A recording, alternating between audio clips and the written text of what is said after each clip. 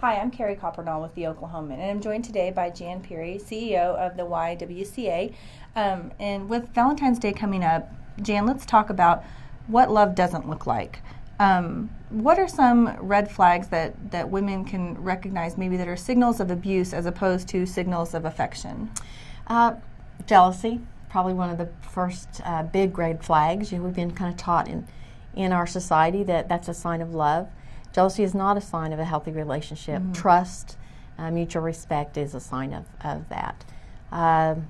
Anytime someone is physically or emotionally abusive, put downs, embarrass people somewhere, leave them out in a not a safe situation, those are all signs of a dangerous relationship. Caring about each other, making sure that each other has what they need, but also has time and space away from each other and are confident in each other enough to be able to have that personal time. Is it hard sometimes for women to recognize that fine line when they don't have examples of what are appropriate relationships and appropriate behaviors, maybe growing up or their relationships in the past? Absolutely. In many of our families, as families, the composition of families has continued to change over the years, and especially in those families who have violence in their homes, there often are no good examples. And then we have oftentimes media, books, TV, movies, all of that give us a fantasy version of what relationships look like, and oftentimes romanticize things like violence in a relationship. So it is very difficult. We try to work in the schools to begin even at a young age to start helping kids understand these are healthy relationships, these are warning signs, and these are ways to step away. How do you step away? And is the stepping away process different in the very beginning for someone who's just dating or versus someone who has kids and has been in a relationship for many years?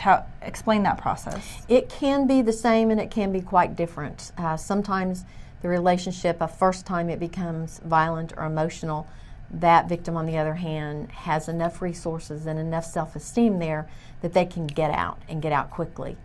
It doesn't lessen the risk when they begin to try to leave, because oftentimes that raises the risks to the victim when they go to get out. That if I can't have you, nobody can. But oftentimes when they've been in a relationship for a long period of time, over time all of their systems of support have been destroyed systemically, intentionally, and their self-esteem has usually been destroyed. They usually have been convinced by this point that the violence or the abuse, emotional or physical, is their fault and they deserve it. They believe that the other parent, if they have children, loves the children and don't recognize that the abuse to one parent is also abuse to the child.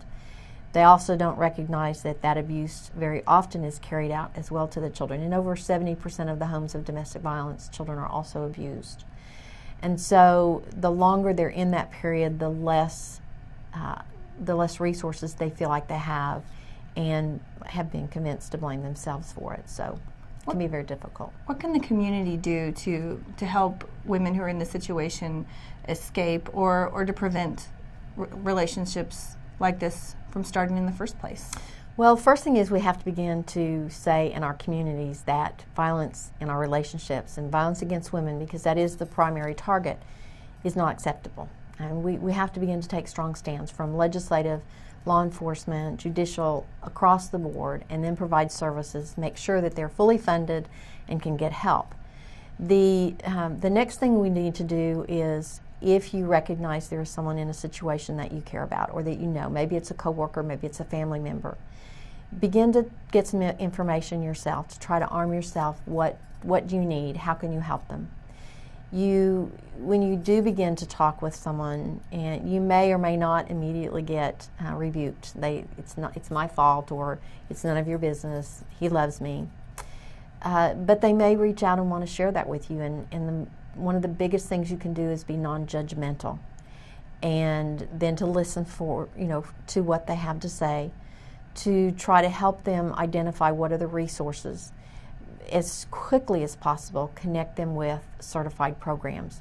Domestic violence sexual assault services are certified through the state. We go through a very intensive Training, our staff are trained to answer the phones, provide all the services across the board. We also fall under state guidelines that say these are things we have to do. And then there's also best practices. So you want to connect them with those resources immediately, because a trained advocate is going to know things that as just an individual in the community you're probably not going to know how to deal with. And additionally, there are times when it's going to very likely increase the danger or the abuse, and so you want to make sure that you're helping that victim be safe while also making sure that you remain safe as well. Well, excellent. Well, thank you very much, Jan, for coming in. We appreciate it. Thank you.